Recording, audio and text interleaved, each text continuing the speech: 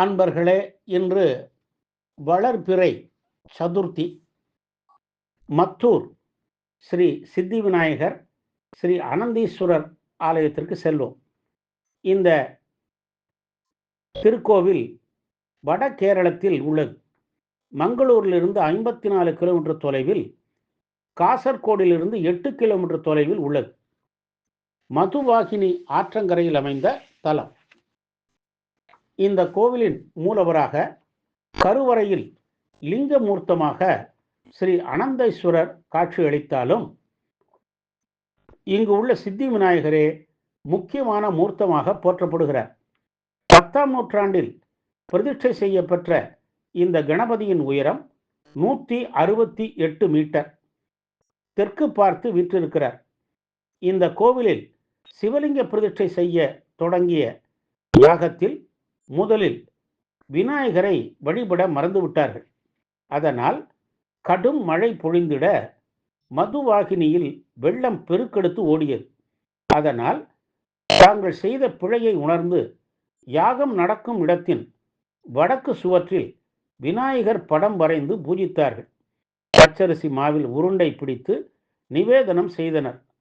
பின் வெள்ளமானது வடிந்து யாகம் சிறப்பாக நடந்தது.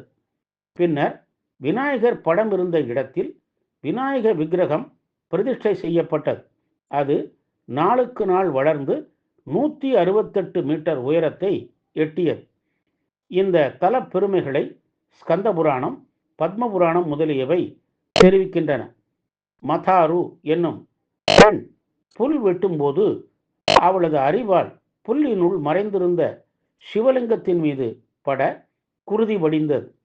அரசரிடம் அந்த பெண் இதை கூற, மன்னன் லிங்கத்தை கண்டறிந்து அதனை நிறுவி ஆலயம் எழுப்பினார். மாதாருவின் பெயரால் ஊர் அழைக்கப்பட்டு இன்று மருவி மத்தூர் என அழைக்கப்படுகிறது. போரில் தான் பெற்ற வெற்றிக்கு அடையாளமாக முதலாம் நரசிம்மன் இங்கு வெற்றி கம்பம் ஒன்றை நிறுவினார்.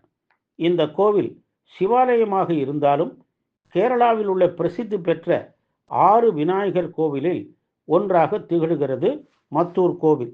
இந்த கணபதியின் சிறப்பு திருவிழா மூடப்ப சேவை நிகழ்த்துவதாகும்.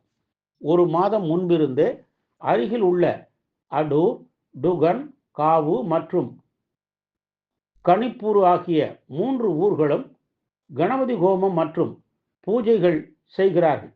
பின்னர் மத்தூர் மூடப்ப சேவை விழா தொடங்குகிறது. விநாயகரை சுற்றி கரும்பால் வேலி அமைப்பர். அதன் பின் விசேஷ அபிஷேகம், நெய்யபிஷேகம் முடிந்ததும் விநாயகரின் கழுத்து வரை அப்பத்தை அடுக்கி மூடப்பட்ட அப்பங்களின் மீது புது வஸ்திரத்தால் மூடுவர்.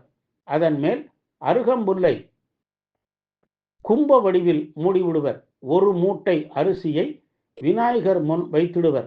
இதன் பின் உதய அஸ்தமன பூஜை, வசந்த பூஜை, சோமவார பூஜை, கணபதி ஹோமம் நடைபெறும்.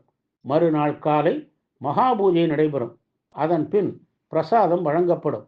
இந்த திருவிழா பல்லாண்டுகளுக்கு ஒரு முறை நடத்தப்படுகிறது. சுற்று வட்டார மக்கள் தங்கள் இல்ல சுபகாரியங்களை தொடங்கும் போது மத்தூர் மகா கணபதியை வழிபட்டே தொடங்குவார்கள்.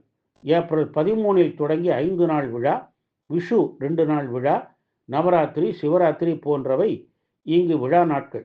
அதிகாலையில் அப்பம் நிவேதிக்கப்படுகிறது. 1000 அப்பம் வைத்து சகஸ்ரப்பா பூஜை செய்வது இங்கு புகழ்பெற்ற பிரார்த்தனை. நினைத்தவற்றை நினைவேற்றி நமக்கு வரமருளும் மத்தூர் ஸ்ரீ மகா கணபதியையும் அனந்தீஸ்வரரையும் வழிபட்டு நாளும் நலம் பெறுவோமாக. ஓம் கம் கணபதியே நமஹா.